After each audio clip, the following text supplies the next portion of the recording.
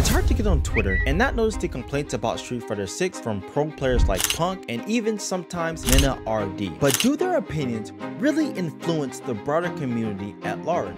So you actually think the complaining hurts the game? A lot of the folk that could be finding solutions and finding answers, they just kind of bandwagon with like the top players and they're whining and complaining. What about the meta? Has it shifted? We went from having Ken versus JP in almost every grand finals at the beginning of the game to having characters such as Luke and DJ dominate the latter portion of the season. Do you feel as though the game has been, well, quote unquote, figured out, or this is the highest it can go, at least on this patch? I do think that the meta has shifted as opposed to the earlier part of the game, but I don't think much has changed. Now, both of these questions and more will be answered in this sit-down conversation that I had with my homie, Sparks. I also feel as though, like, although the game is in a fairly, it's a good spot for a vanilla game, right? Yeah. It's in a good spot for that, but I also feel like no matter what they end up adding, no matter what they end up changing, the NA scene is going to complain, and that is a very unfortunate inevitability that we're gonna have to go through, is because no matter what they do to this game, no matter who's top tier, it's just gonna be a wave of like complaints, right? Like, if they nerf Luke's crouching medium punch, they're gonna start complaining about suppressor. You know what I mean? Like they're just going to find something to complain about, because there's always gonna be something that they're not gonna like about a game. And I think honestly that hurts the game a lot. I think it does hurt the game, right? The complaining. So you actually think the complaining hurts the game? I think it not only hurts the casual scene, it hurts the competitive scene, because a lot of the folk that could be finding solutions and finding answers, they just kind of bandwagon with like the top players and they're whining and complaining, right? And then instead of like, okay, let me sit down, let's figure out some answers, whatever, woo, they're just like, man, he was random. Man, Sway is cheap, you know? Man, drive rushes ain't fair. Man, perfect parry is random. Right? And instead of like, alright, let's find answers, let's pull up our pants and deal with this issue like as I don't want to say as men, but as grown people. You know what I mean? Well, even then, not all of us are grown like that. But like, you know, But like, you know, like let's deal with it. You know, instead of just being like, all right, well, I lost. Time to pull out the iPhone, boot up X.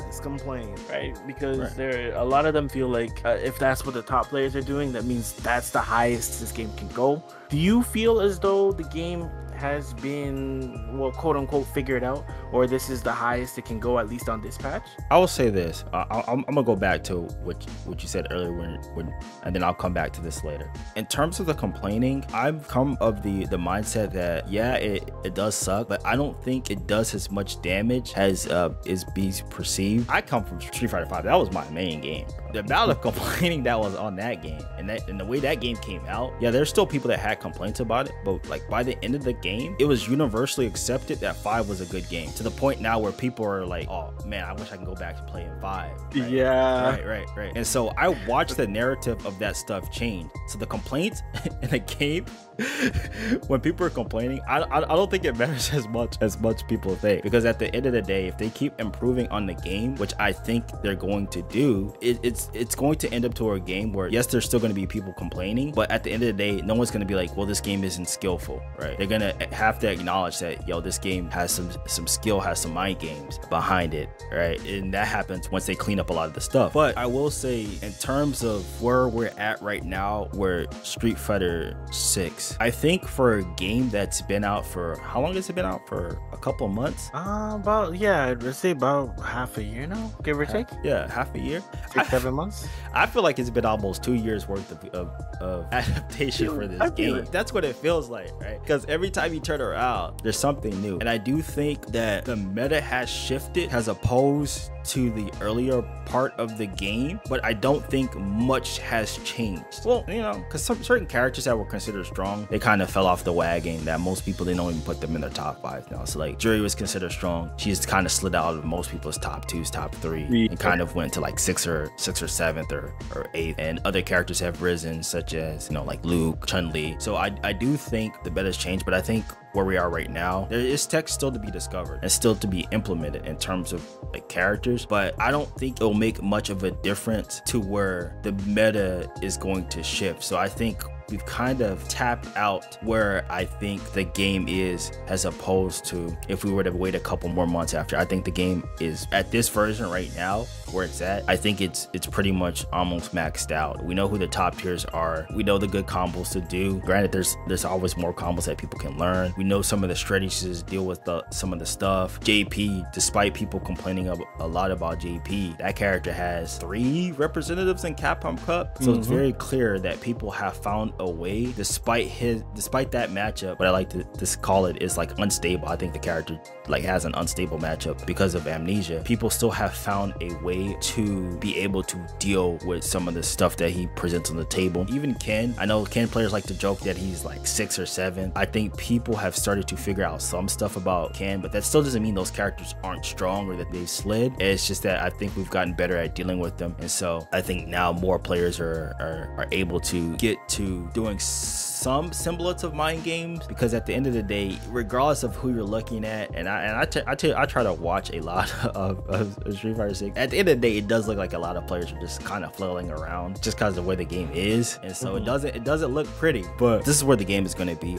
until they patch it, or even until they release more characters, because I think a lot of characters right now, they cover a lot of the same territory in terms of how they're supposed to be played. You're referring to a little bit more of like the button drive rush, or sorry, low forward drive rush, or fireball drive rush. You mean those things? Those were kind of it, but like more so how they're played, right? So I think NuckleDu has said this before, that if you didn't learn, I think it was NuckleDu, I don't know, it might have been a different top player, but I'm just gonna say dude, if you don't use Juri's level 2, no, I know it was Big Bird. If you don't use Juri's level 2, then you're playing a worse version of Cammy. And as someone that plays Juri, I kind of agree, because they kind of do the same thing. They both knock you down and they strike throw you, right? They have similar damage output, and then their whole game plan is to strike throw you. But that's 90% of the cast. But how they do it specifically, like going from neutral to strike throw you, is almost pretty similar. And so a lot of characters do kind of function like that in this game with this base roster. And so until they add more characters, I think this is where the kind of the staleness comes from. It just feels the same because everyone's sort of kind of doing the same thing, but it just looks slightly different. DJ's still strike throwing you, but how he strike throws you is different from, like I said, how Cammy and Juri's doing it. At the end of the day, he's still throw, but he's doing sway into 60% damage. That's the only thing that changes. Ken's still doing the same thing. Throw. Oh, you're in the corner. Throw. You tag, stand fierce, and the shimmy. I agree with you. Yeah. But the other end of that, I kind of feel like that's what Street Fighter identity. No? Do you not feel that way? I don't feel as though the mix comes from left to right or overhead lows. I think this game focuses primarily on strike throw. I think that's more so a 5 and 6 thing, because in 4 it wasn't more so a strike throw thing. 4 was a heavy set play game, and that's where actually initially attracted me to Ibuki, was the fact that her set play was like, when she knocked you down, she was, oh, here's kunai, 50-50 guess. I'm not sure about like third strike, but 4, it was more so a set play game. And 5 and 6, that's where they kind of transitioned to making the game more strike throw as opposed to set playing your opponent to death, because ironically people didn't like set play. So